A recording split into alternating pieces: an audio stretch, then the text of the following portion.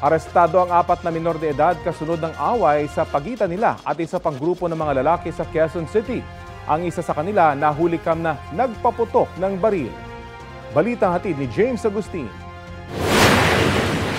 Nakunan sa CCTV na naglalakad sa bahagi ng Santa Catalina Street sa Barangay Holy Spirit, Quezon City ang isang grupo ng mga minor de edad maghahating gabi noong Sabado.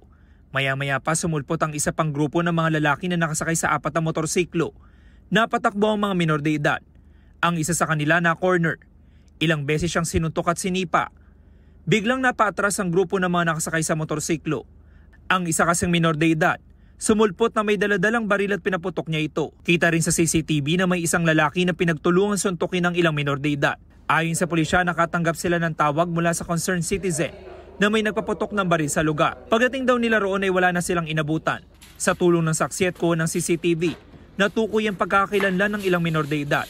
Natuntun natin kung saan yung bahay at doon nga ho ay naabutan natin yung ibang mga kasama nito nagpaputok ng baril. Subalit yung isang mismong nagpaputok ng baril ay wala po sa tahanan nila. Pero pinakiusapan po natin yung kamag-anak po na nagpaputok ng baril na sumuko. Base po doon sa naging investigasyon natin ay mayroon na pong previous na alitan itong magkabilang grupo, subalit kagabi lang po nagpang-abot dun nga po dito sa lugar ng pinangyarihan natin. Naaresto ng pulisya ang 4 na minor de edad na pawang high school students.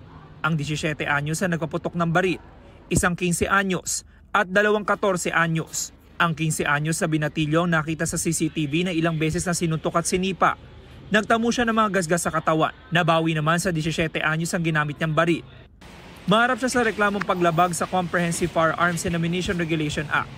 May karagdagang reklamo ring alarming skandal laban sa kanya at sa 15 anyos. May dalawa ho doon na 14 anyos na mag-undergo naman ho ng intervention at may turn over po sa Barangay Council for the Protection of Children to be escorted with their guardians.